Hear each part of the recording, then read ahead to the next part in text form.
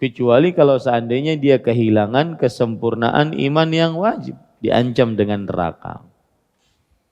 Seperti yang saya contohkan tadi, tidak mencintai Nabi Muhammad sallallahu alaihi wasallam lebih daripada kecintaannya kepada diri sendiri, keluarga, dan seluruh manusia. Maka ini berarti kurang sempurna imannya dengan kekurangan sempurnaan iman yang wajib.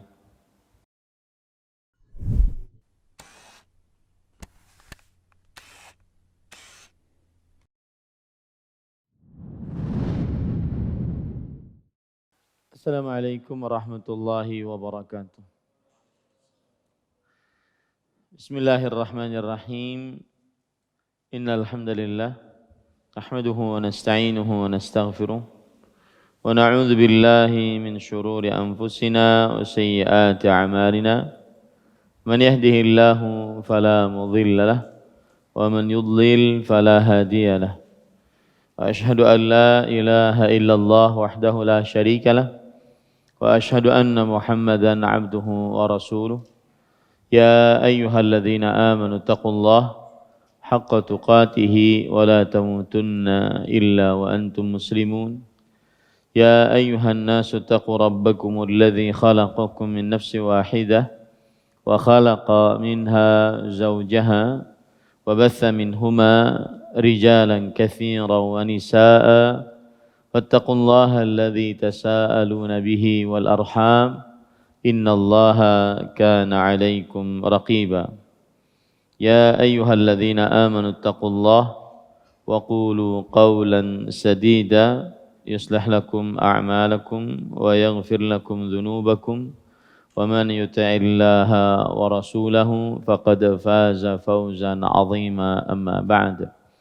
Fa inna asdaqal hadits kitabullah wa ahsanul hadi hadi Muhammadin sallallahu alaihi wa ala alihi wasallam wa syarrul umuri muhdatsatuha wa kullu muhdatsatin bid'ah wa kullu bid'atin dhalalah wa kullu dhalalatin finnar. Alhamdulillah, kita bersyukur pada Allah Subhanahu wa taala pada hari ini, hari Kamis malam Jumat, hari yang ke-16 atau 17 dari Dzulqa'dah 1443 Hijriah, kita kembali duduk bersama mengkaji matan al-usul ats-tsalatsah, 3 landasan pokok akidah Islam yang ditulis oleh Fadilatul Syekh Muhammad bin Abdul Wahhab rahimahullah. Salawat dan salam semoga selalu Allah berikan kepada Nabi kita Muhammad sallallahu alaihi wa ala alihi wasallam, pada keluarga beliau, para sahabat, serta orang-orang yang mengikuti beliau sampai hari kiamat kelak. Dengan nama-nama Allah yang husna dan sifat-sifatnya yang ulia, kita berdoa, Allahumma inna nas'aluka ilman nafi'an wa rizqan tayyiban wa amalan mutaqabbala, Allahumma amin.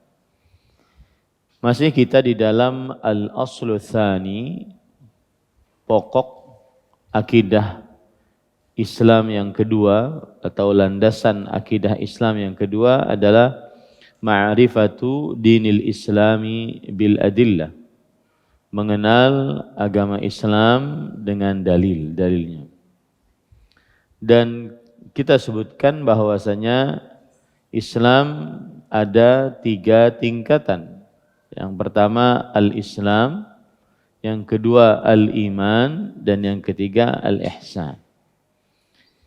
Dan kemudian kita juga sudah menyebutkan bahwa Islam mempunyai, atau setiap tingkatan mempunyai rukun. Islam ada rukunnya, iman ada rukunnya, ihsan juga ada rukunnya. Maka kita sudah mempelajari rukun Islam, yaitu 2 kalimat syahadat, mendirikan sholat, kemudian berpuasa pada bulan Ramadan, kemudian menunaikan zakat dan berhaji ke Baitullah. Sekarang kita membicarakan tentang tingkatan Islam yang kedua, yaitu al-iman. Dan kita sudah pelajari bahwa iman itu bercabang-cabang. Yang paling tinggi cabang keimanan adalah ucapan la ilaha illallah. Dan yang paling rendah adalah menghindarkan gangguan di jalan. Dan sifat malu adalah salah satu cabang dari keimanan. Nah, pada pertemuan sebelumnya kita sudah sampai sini. Kemudian penulis mengatakan wa arkanuhu sittatun an tu'mina billahi wa malaikatihi wa kutubihi wa rusulihi wal yaumil akhir wa bil qadari khairihi wa syarrih kulluhu minallah. Yang artinya dan rukun iman ada 6. Hendaknya engkau beriman kepada Allah, para malaikatnya, kitab-kitabnya, para rasulnya, hari akhir, dan beriman kepada takdir baik dan buruknya. Seluruhnya dari Allah Subhanahu wa ta'ala. Ini yang kita pelajari pada kesempatan kali ini. Taib. Para ikhwah, penulis mengatakan tadi wa arkanuhu sittatun. Rukun iman ada sittah. Arkan jamak dari rukun. Dan rukun adalah al-aslu alladhi yubna 'alaiha. Rukun adalah pondasi yang dibangun di atasnya. Wallati yazulu bi zawaliha, dan hilang sesuatu dengan hilangnya rukun tersebut. Rukun adalah al-aslul ladzi yubna alaihi walladzi yazulu bizawalih. Pondasi yang dibangun di atasnya dan hilang dengan hilangnya. Hilang sesuatu dengan hilangnya. Hilang iman jika hilang rukunnya. Itu namanya rukun. Dan penulis mengatakan sittatun, rukunnya ada 6.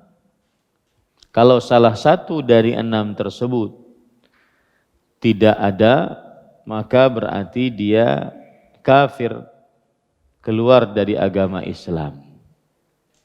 Kalau salah satu dari rukun 6 tersebut hilang, maka dia kafir, keluar dari agama Islam.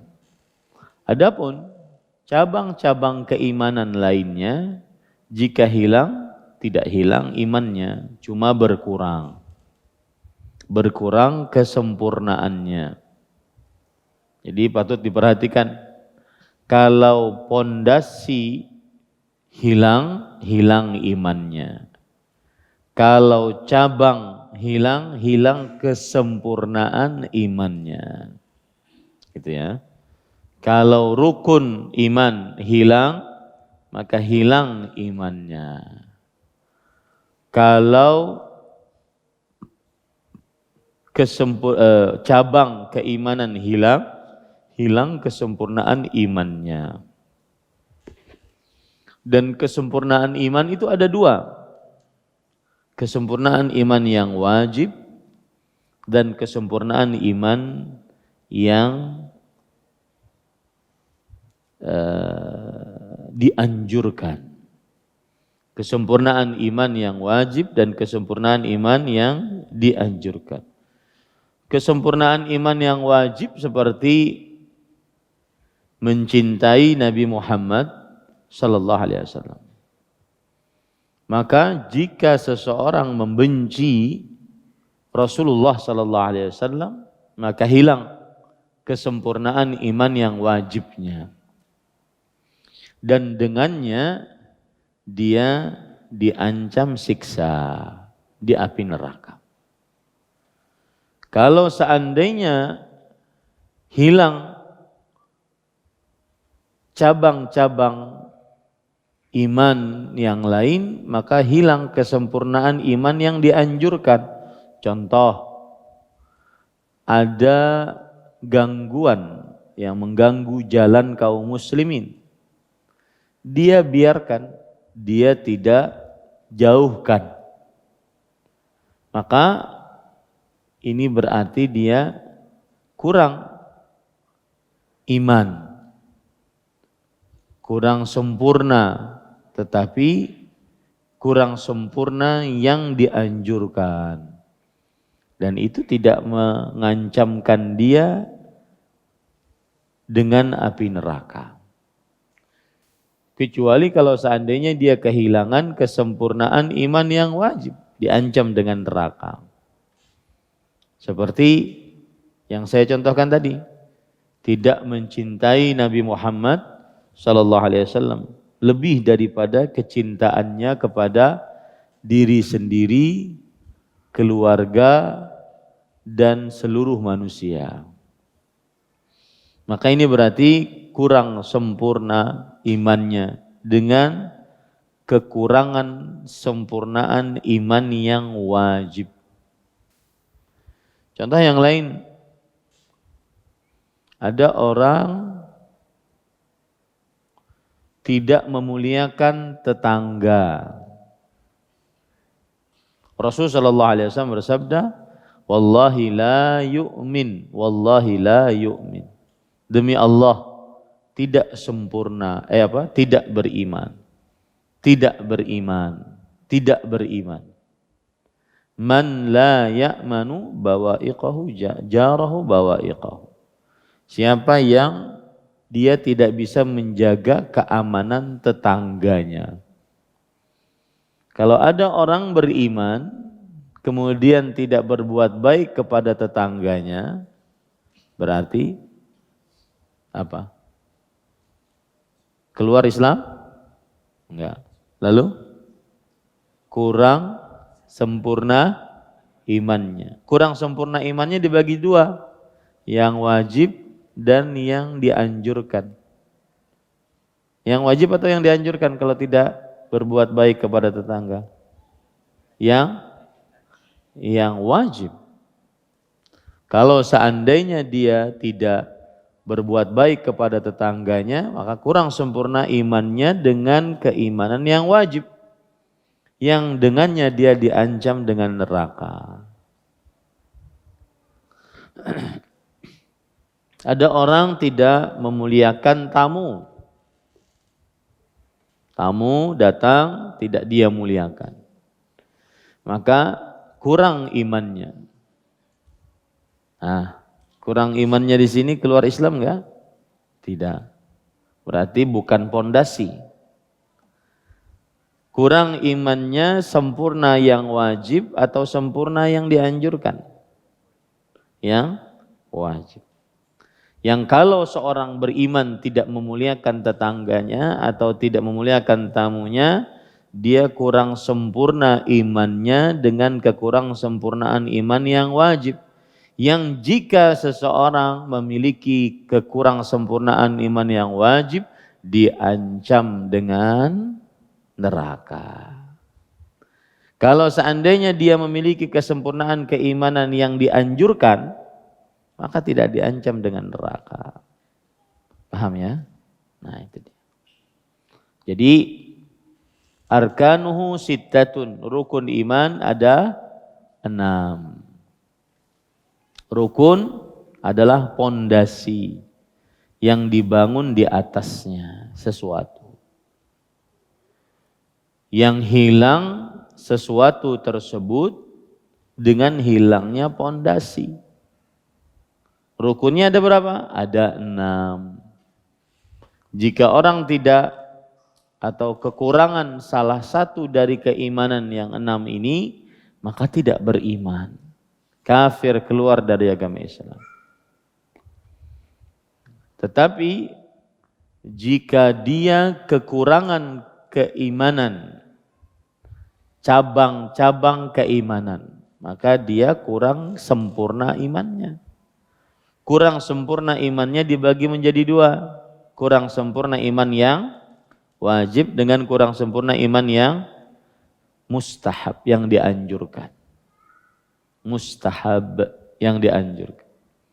Kalau kurang sempurna iman yang wajib, maka berarti dia diancam dengan neraka. Seperti mendahulukan cintanya kepada ibu bapaknya dibandingkan cintanya kepada Rasulullah sallallahu alaihi wasallam. Kalau seandainya kurang sempurna iman yang mustahab, maka tidak diancam dengan neraka. Seperti misalkan seseorang tidak menghilangkan gangguan dari jalanan. Ada batu di tengah jalan dia biarkan. Ini kurang sempurna imannya. Tapi kurang sempurna iman yang mustahab. Mustahab itu artinya dianjurkan. Tetap dia beriman, cuma kurang sempurna. Taib. Kemudian rukun yang pertama adalah antu'mina billah, beriman kepada Allah Subhanahu wa taala. Beriman kepada Allah adalah rukun yang paling agung dan paling pokok, dan seluruh rukun di bawah rukun beriman kepada Allah. Rukun beriman kepada Allah adalah rukun yang paling agung dan paling pokok, dan seluruh rukun-rukun di bawah rukun iman kepada Allah Subhanahu wa taala.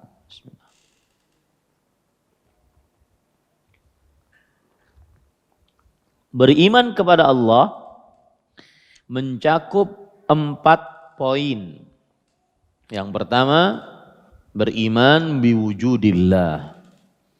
Beriman kepada keberadaan Allah Subhanahu wa taala. Yang kedua, beriman bi rububiyatillah.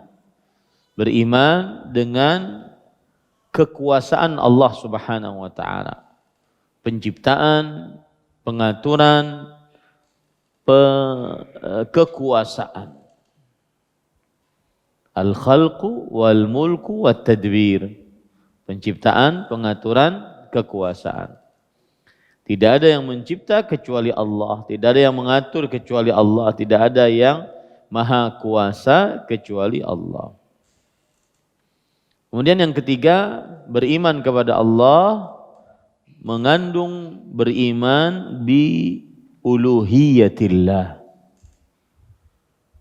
Beriman tentang keberhakan Allah terhadap ibadah dan seluruh ibadah. Keberhakan Allah terhadap seluruh ibadah. Apa saja ibadah yang dilakukan oleh seorang hamba, maka Allah yang paling berhak untuk ditujukan ibadah tersebut, diniatkan ibadah tersebut. Dan ibadah-ibadah sudah kita pelajari, yang sholat, puasa, zakat, haji, rukun Islam, itu ibadah kepada Allah. Doa, isti'adzah, istighatsah, isti'anah, itu ibadah kepada Allah. Tawakal, raghbah, rasa harap, rahbah, rasa takut, al-khauf, al-khasyah, al-zabah, menyembelih, kemudian an-nazar, bernazar, itu seluruhnya ibadah kepada Allah Subhanahu wa taala. Ini salah satu dari isi keimanan kepada Allah, yaitu beriman tentang uluhiyatillah, keberhakan Allah terhadap seluruh ibadah yang dilakukan oleh seorang hamba. Kemudian yang keempat, beriman kepada asma'illah al-husna wa sifatihi al-ulya. beriman kepada bahwa Allah Subhanahu wa taala memiliki nama-nama yang husna dan sifat-sifatnya yang ulia. Sebagaimana yang Allah tetapkan di dalam Al-Qur'an untuk dirinya dan ditetapkan oleh Rasulullah sallallahu alaihi wasallam. Tanpa sikap tahrif, merubah nama dan sifat tersebut, atau ta'til, meniadakan nama dan sifat tersebut, atau takyif, menanyakan bagaimana sifat-sifat tersebut, atau tamtsil, memisalkan nama dan sifat-sifat tersebut dengan nama dan sifat-sifat makhluk. Itulah rukun beriman kepada Allah, mengandung 4 poin. Yang pertama, al-iman biwujudillah. Yang kedua, al-iman birububiyatillah. Yang ketiga, al-iman biuluhiyatillah. Yang keempat, al-iman bi asma'illahi al-husna wa sifatihil ula. Beriman tentang keberadaan Allah, Allah itu ada, dan hanya manusia-manusia yang congkak dan sombong dan tidak tahu diri yang menolak keberadaan Allah Subhanahu wa taala. Kemudian yang kedua, beriman kepada rububiyah Allah, kuasanya Allah. Allah Maha Pencipta, Pengatur, berkuasa. Kemudian yang ketiga, beriman kepada uluhiyah Allah, keberhakan Allah terhadap seluruh ibadah. Kemudian beriman kepada nama-nama dan sifat-sifat Allah Subhanahu wa taala sebagaimana yang Allah telah tetapkan untuk dirinya dan ditetapkan juga oleh Rasulullah sallallahu alaihi wasallam. Tanpa sikap tahrif, ta'til, takyif dan tamtsil. Tidak merubah nama dan sifat tersebut, tidak meniadakan nama dan sifat tersebut, tidak menanyakan bagaimana nama dan sifat tersebut, dan tidak menanyakan bagaimana, maksudnya menanyakan bagaimana hakikat zat sifat Allah, dan tidak memisalkan nama dan sifat tersebut dengan sifat-sifat makhluk. Contoh merubah nama dan sifat Allah diantaranya adalah Allah berfirman Ar-Rahmanu 'alal 'arsy istawa. Allah beristiwa di atas 'arsy. Dia rubah dengan Ar-Rahmanu 'alal 'arsy istaula. Allah istaula 'alal 'arsy. Allah menguasai 'arsy. Ini merubah lafaz dan merubah makna. Contoh yang lain lagi, wa kallamallahu Musa taklima. Nabi Musa berbicara kepada Allah Subhanahu wa taala berbicara kepada Nabi Musa. Mereka rubah, wa kallamallaha Musa taklima. Nabi Musa berbicara kepada Allah. Mereka tidak mau menetapkan sifat berbicara untuk Allah. Kemudian tidak boleh mentaktil. Contoh taktil, Allah tidak di atas, Allah tidak di bawah, Allah tidak di kanan, tidak di kiri, tidak di depan, tidak di belakang, tidak di dalam, tidak di luar. Allah tidak berbicara, Allah tidak turun, Allah tidak turun ke langit dunia. Mereka meniadakan. Kenapa mereka tiadakan itu? Karena kalau kata mereka, kalau Allah mempunyai sifat-sifat itu, maka Allah seperti makhluk. Karena sifat-sifat itu baru terjadi. Dan sesuatu yang baru terjadi itu identik dengan makhluk. Allah itu adalah qidam. Allah itu maha azali, lama. Tidak ada awalnya dan tidak ada yang baru. Dan ini meniadakan sifat Allah. Allah menetapkan untuk dirinya, dia tiadakan sifat itu. Kemudian contoh daripada memisalkan atau menanyakan bagaimana Allah turun dari langit.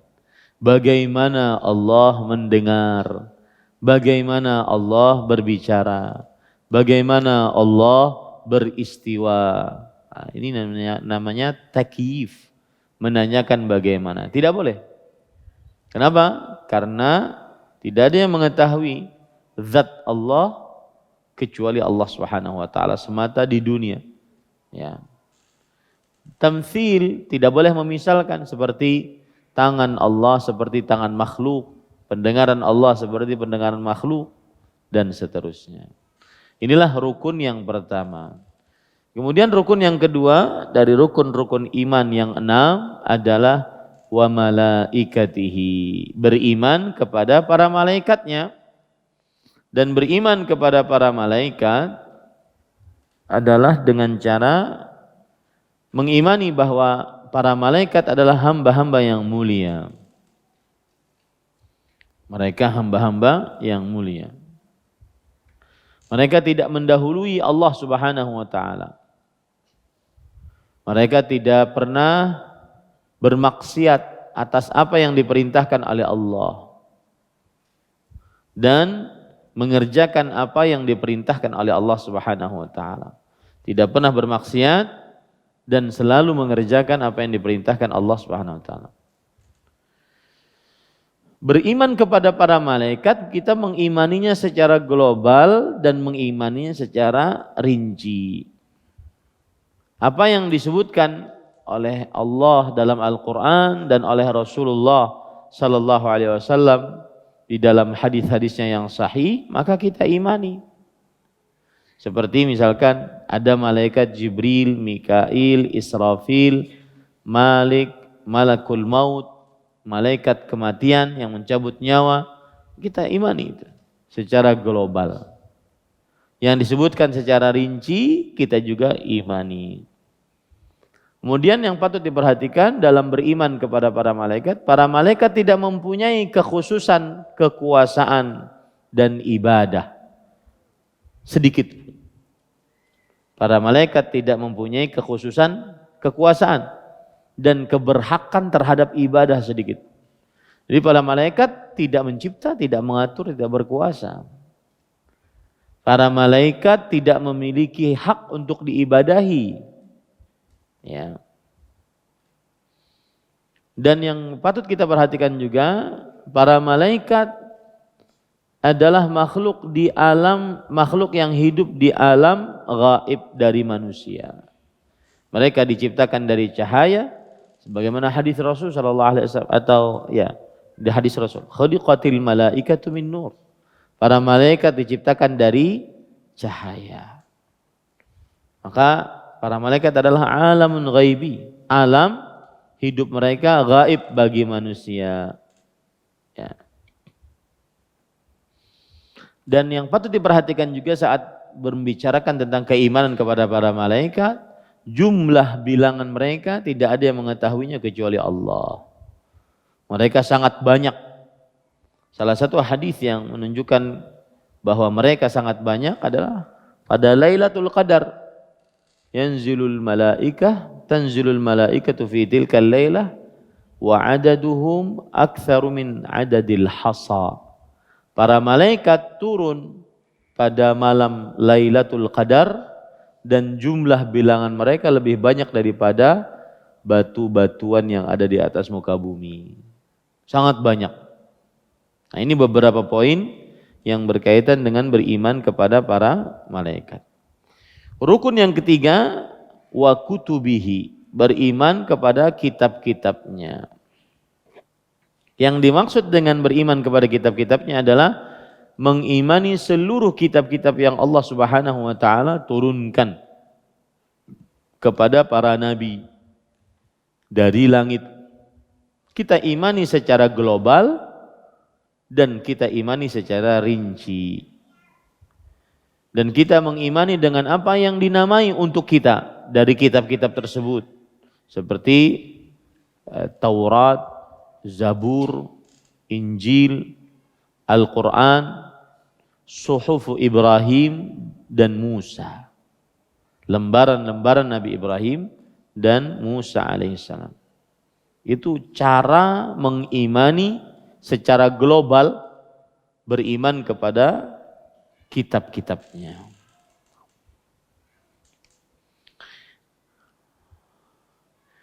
Kemudian beriman kepada kitab-kitabnya juga meyakini bahwa kitab-kitab suci yang, tolong kecilin, matikan aja nih. Kitab-kitab yang suci sebelum Al-Quran terhapus dengan diturunkannya Al-Quran.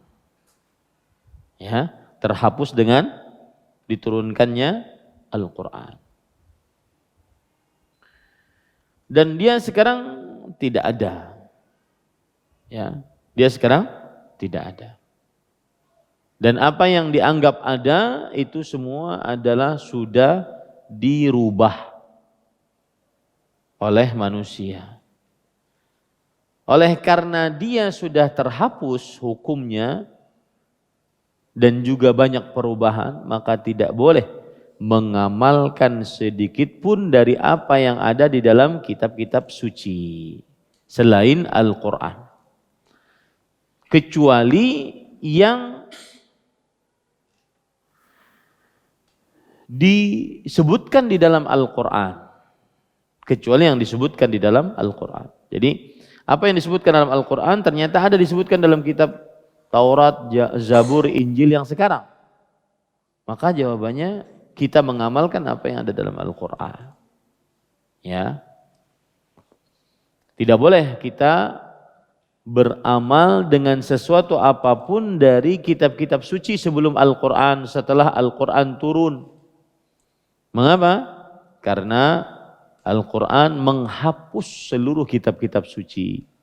Kita mengimaninya seluruhnya, tetapi Al-Quran menghapus hukum-hukum dan syariat-syariat yang ada di dalamnya. Dan tidak boleh berhukum kepada kitab-kitab suci sebelum Al-Quran. Tidak boleh. Misalkan ada orang berbuat sesuatu, kemudian dia katakan, oh ini ada di Taurat, ini ada di Injil, ini ada di Zabur, ini ada di lembaran-lembaran Nabi Ibrahim. Maka kita katakan tidak boleh. Karena semenjak turunnya Al-Quran, maka seluruh kitab-kitab suci terhapus hukumnya. Itulah makna dari Al-Quran, salah satu namanya adalah Muhaiminun, yaitu penghapus, pelengkap dari seluruh kitab-kitab suci.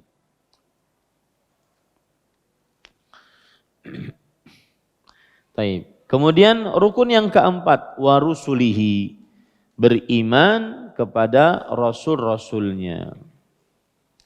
Beriman kepada rasul-rasulnya juga demikian, mengimaninya secara global dan mengimaninya secara rinci.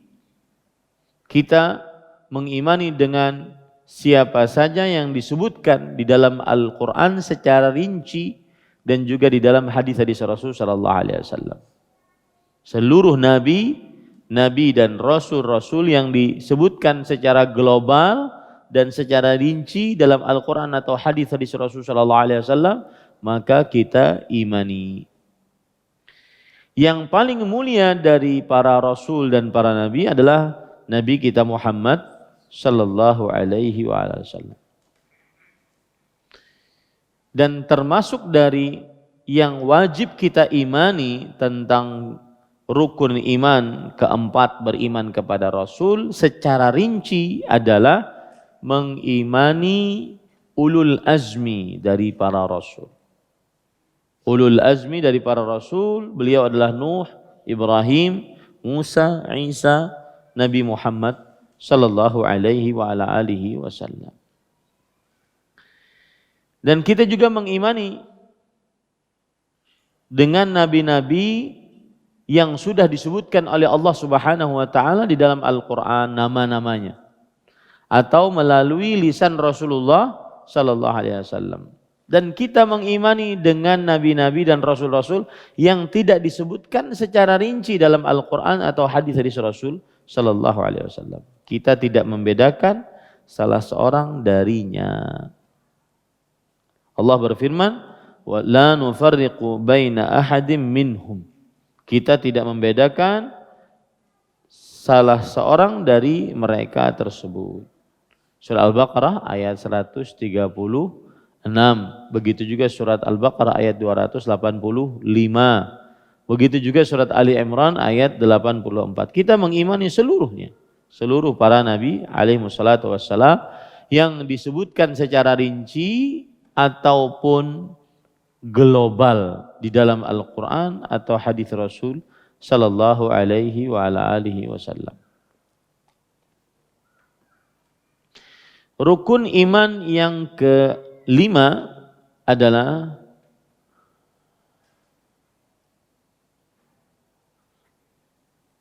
sebelumnya masih ada sisa. Beriman kepada para rasul berarti meyakini seyakin-yakinnya bahwasanya mereka adalah rasul yang diutus oleh Allah. Dan mereka benar dengan apa yang diwahyukan oleh Allah. Dan mereka sudah menyampaikan risalah dengan sempurna. Dan mereka adalah makhluk manusia. Tidak memiliki kekhususan sama sekali tentang rububiyah ataupun keberhakan terhadap ibadah.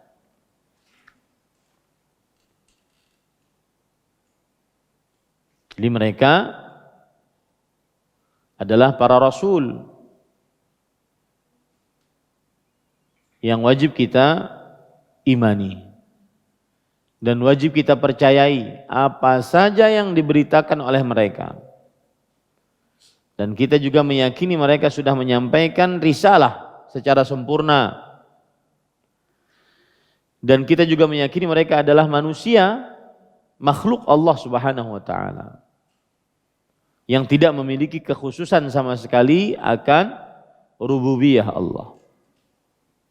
Tidak memiliki kekuasaan, penciptaan, pengaturan, dan juga tidak memiliki keberhakan terhadap ibadah.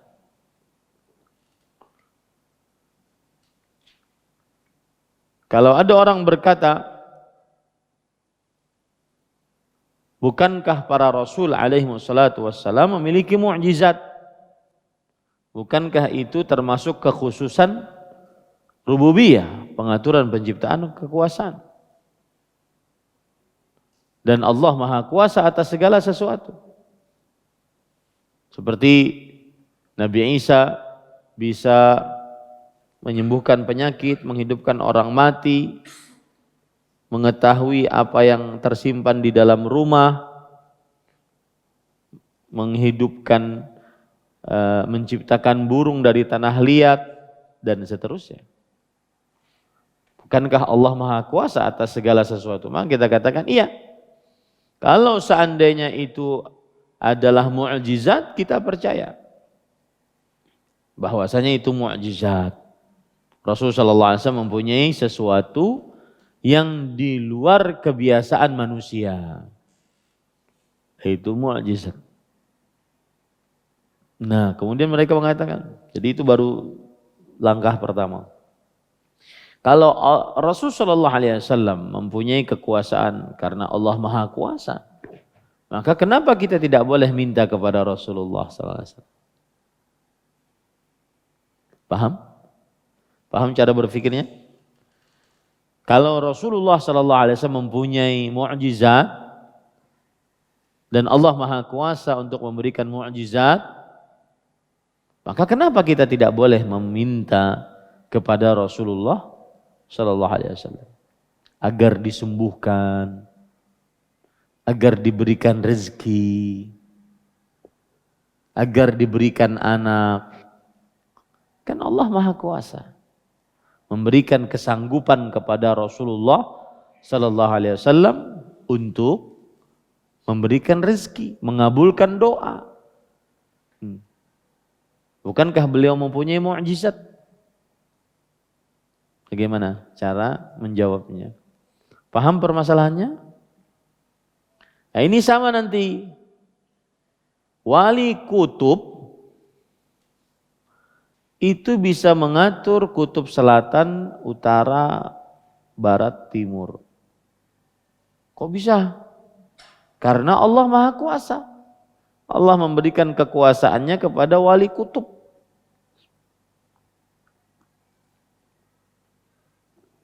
Gimana cara menjawabnya? Atau antum percaya angket? Hah? Maka harus diyakini dulu Allah Maha Pencipta satu-satunya. Allahu khaliqu kulli syai'. Allah Maha Pencipta segala sesuatu. Hadza khalqullah fa'aruni madza khalaqal ladzina min dunih. Ini adalah ciptaan Allah, maka perlihatkan kepadaku yang mencipta selain Allah. Berdasarkan ayat-ayat ini, maka tidak ada yang mencipta, mengatur, berkuasa kecuali Allah. Alhamdulillahi Rabbil alamin.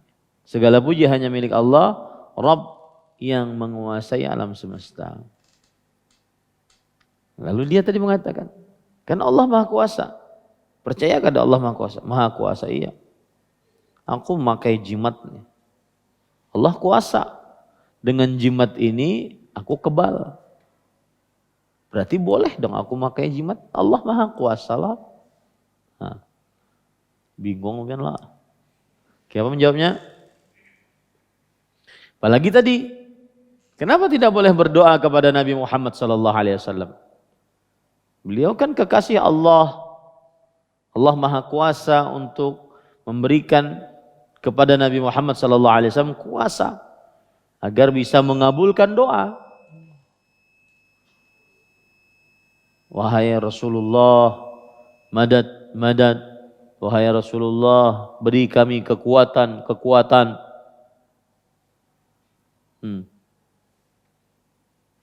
Kada boleh jawaban.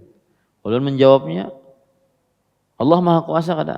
Maha Kuasa. Nah, berarti Allah kuasa memberikan kekuatan kepada Rasul sallallahu alaihi wasallam untuk mengabulkan doa. Gimana jawabannya? Nah, yang bisa menjawab? Udah bawa duit. Nah, yang menjawab 100.000. Hah?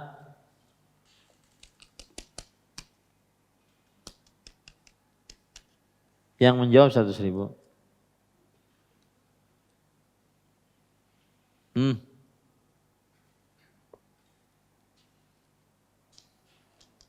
Allah Maha Kuasa. Allah Maha Kuasa menjadikan jam tangan saya ini sebagai jimat menjaga saya. Allah Maha Kuasa menjadikan wali-wali Allah bisa mengabulkan doa. Maka kenapa kita tidak boleh berdoa kepada orang yang sudah mati? Yang menjawab,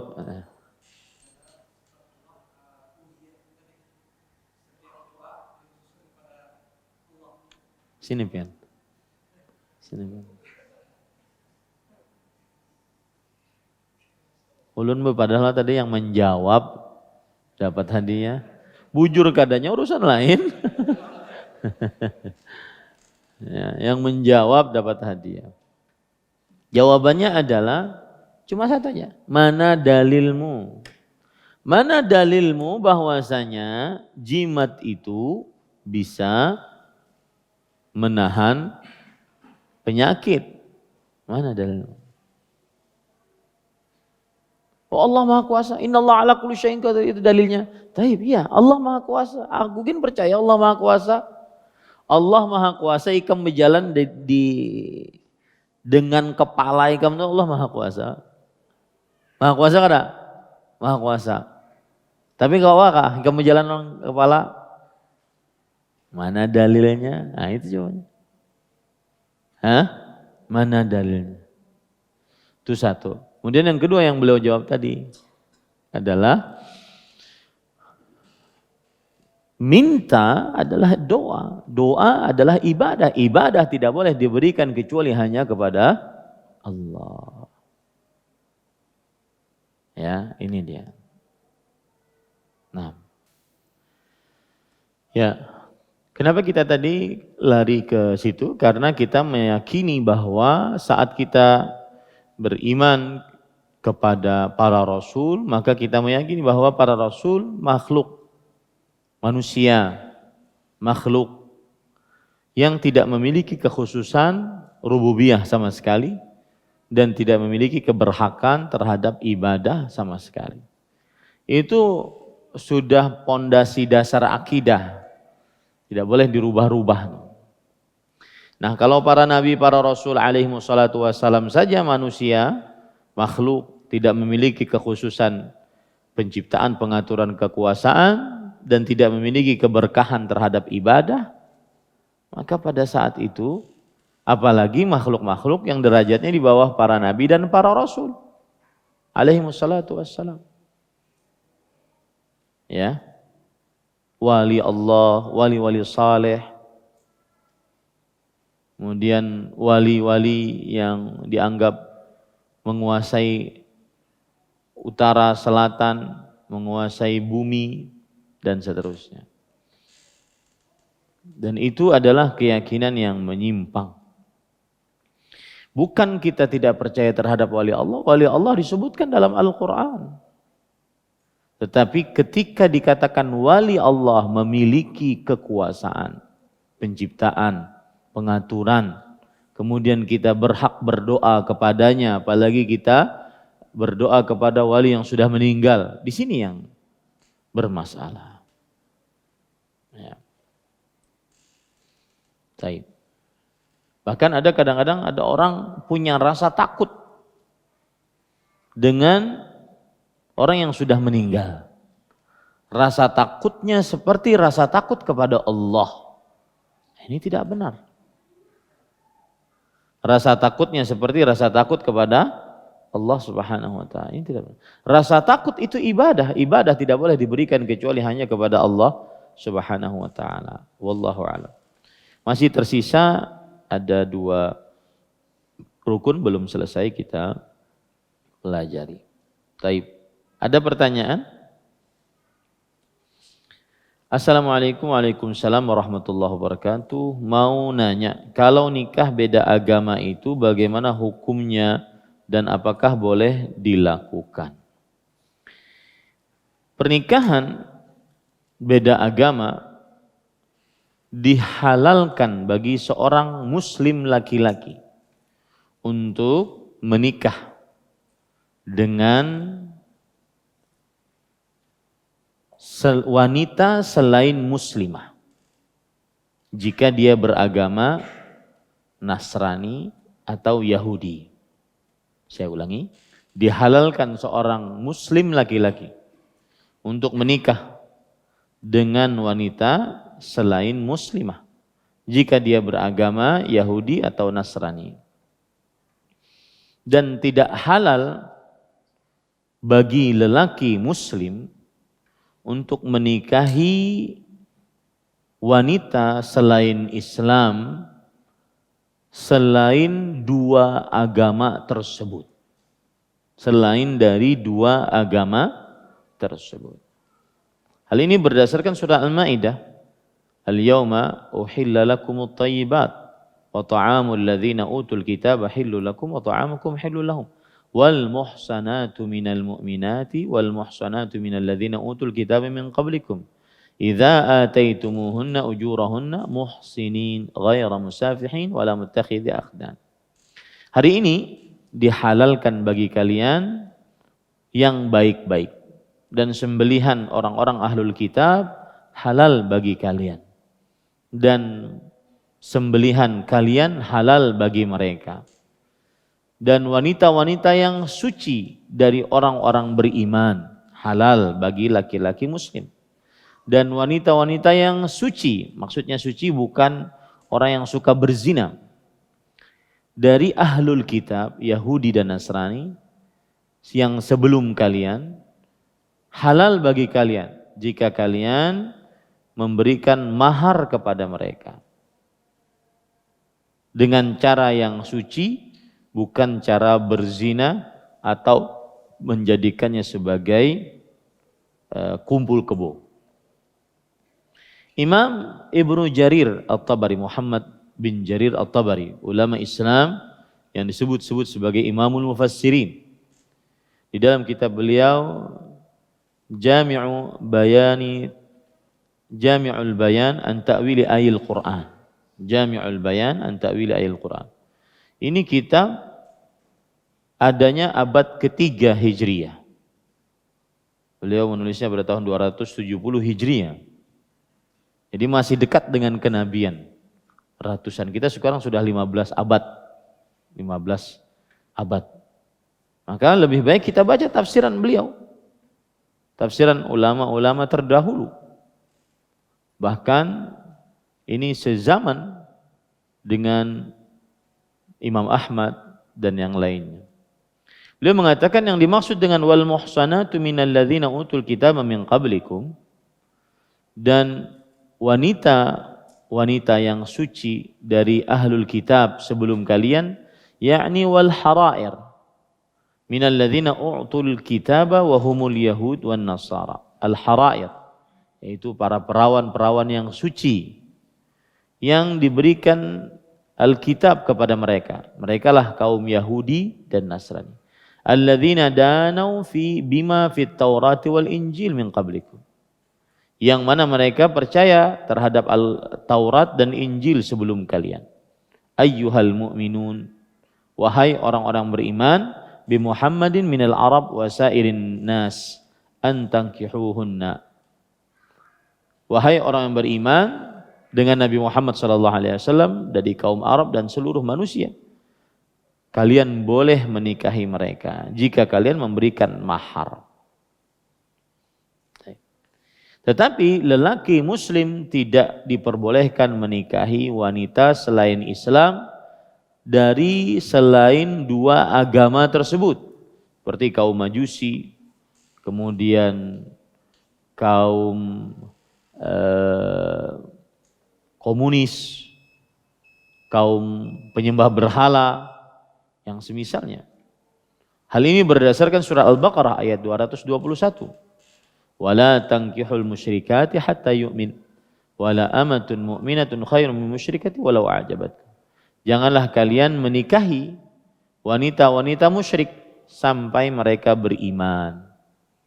Dan sungguh budak sahaya yang beriman lebih baik daripada wanita musyrik meskipun mempesona kalian. Dan musyrik yang dimaksud di sini adalah para penyembah berhala yang menyembah patung, bebatuan, hewan dan seterusnya. Adapun bagi wanita muslimah, tidak halal bagi wanita muslimah untuk menikah dengan selain lelaki yang beragama Islam. Tidak boleh wanita muslimah dengan menikah dengan selain lelaki yang beragama Islam. Wajib Islam. Baik itu lelakinya Yahudi, Nasrani atau selainnya dari orang-orang kafir, tidak halal bagi wanita muslimah untuk menikah kecuali dengan lelaki muslim. Dalilnya surah Al-Baqarah, wala tankihul musyrikina wala tunkihul musyrikina hatta yu'minu. Janganlah kalian nikahkan anak-anak perempuan kalian yang muslimah dengan orang-orang musyrik sampai orang-orang lelaki musyrik tersebut beriman. Wala 'abdun mu'minun khairum min musyriki walau a'jabakum. Sungguh budak lelaki yang beriman lebih baik daripada seorang lelaki musyrik meskipun mempesona kalian. Imam Al-Qurtubi dalam kitab beliau Al-Jami' li Ahkamil Quran, ulama Islam abad ke-7 Hijriah, yang mempunyai kitab tafsir Al-Jami' li Ahkamil Quran. Beliau mengatakan, "Annallaha qad harrama 'alal mu'minat an yankihna musyrikan kainan man kan."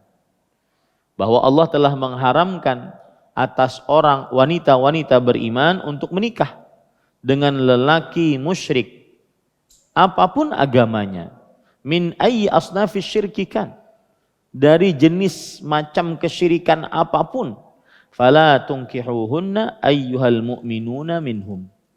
Wahai orang-orang beriman, lelaki-lelaki beriman, jangan nikahkan anak perempuan kalian yang beriman kepada lelaki kecuali beragama Islam. Nah, ini para ikhwan yang dirahmati, itu hukum dari menikah beda agama. Wallahu a'lam. Apakah boleh berdoa tidak mengangkat tangan seperti saat sholat? Maka jawabannya boleh. Jadi berdoa mengangkat tangan itu hadisnya mutawatir ma'nawi. Mutawatir ma'nawi itu artinya banyak sahabat yang meriwayatkan hadis, bahkan puluhan, tetapi dalam kesempatan yang berbeda-beda. Kemudian mereka meriwayatkan bahwa Nabi Muhammad SAW saat berdoa mengangkat tangan. Maka termasuk adab dalam berdoa adalah mengangkat tangan. Begitu juga hadis yang lain, hadis dari Utsman bin Affan. Rasulullah SAW bersabda, "Inna rabbakum hayyun karim, yastahi min 'abdihi idza rafa'a yadayhi an yaruddahuma sifra." Allah Maha Pemalu dan Maha Pemurah. Allah malu jika hambanya mengangkat kedua tangannya dan Allah tidak mengabulkannya. Mengabulkannya dengan hampa. Allah malu. Ini menunjukkan bahwa mengangkat tangan. Begitu juga hadis riwayat Tirmidzi bahwa Rasulullah SAW mengatakan ada seseorang yang yutilus safar. Safarnya panjang, asy'atsa aghbar. Rambutnya tidak tersisir, penuh dengan debu. Yamuddu yadayhi ila sama, mengangkat kedua tangannya ke langit. Wa yaqul ya Rabb ya Rabb. Dan dia mengatakan wahai Rabbku wahai Rabb. Ini menunjukkan bahwa adab mengangkat tangan adalah dalam berdoa, adab berdoa adalah mengangkat tangan. Tetapi jika ada keadaan-keadaan yang Rasulullah SAW berdoa tidak mengangkat tangan, maka tidak mengangkat tangan. Seperti doa di dalam sujud. Oke, apa itu ngangkat tangan? Maka jangan mengangkat tangan. Ya. Seperti juga doa saat tasyahud sebelum salam, maka tidak mengangkat tangan. Doa saat ruku, boleh enggak berdoa saat ruku? Boleh. Kan Rasulullah SAW mengucapkan bacaan ruku, subhanakallahumma wa bihamdika Allahumma ghfirli, itu kan doa. Cuma yang sangat dianjurkan berdoa saat sujud. Mengapa demikian? Karena Rasulullah SAW bersabda, aqrabu ma yakun al-'abdu min rabbih fa huwa sajid fa aktsiru fihi min ad-du'a. Keadaan yang paling dekat antara seorang hamba dengan Rabbnya adalah saat sujud, maka perbanyaklah berdoa. Faqaminun an yustajaba lakum. Maka sangat diharapkan doa kalian dikabulkan. Maka ada doa-doa yang tidak mengangkat tangan, jangan mengangkat tangan. Mencontoh Rasulullah SAW. Ada doa-doa yang mengangkat tangan, maka mengangkat tanganlah. Dan asal hukum berdoa mengangkat tangan. Demikian. Ini yang bisa saya sampaikan. Kita cukupkan dengan kafaratul majlis. Subhanakallahumma bihamdik. Asyhadu an la ilaha illa anta astaghfiruka wa atubu ilaik. Wa sallallahu nabiyana Muhammad walhamdulillahi rabbil alamin. Wassalamualaikum warahmatullahi wabarakatuh. Terima kasih. Jazakumullah khairan wa barakallahu fikum. Video ini dibuat atas partisipasi dari donasi Anda. Semoga menjadi amal jariah bagi Anda semuanya.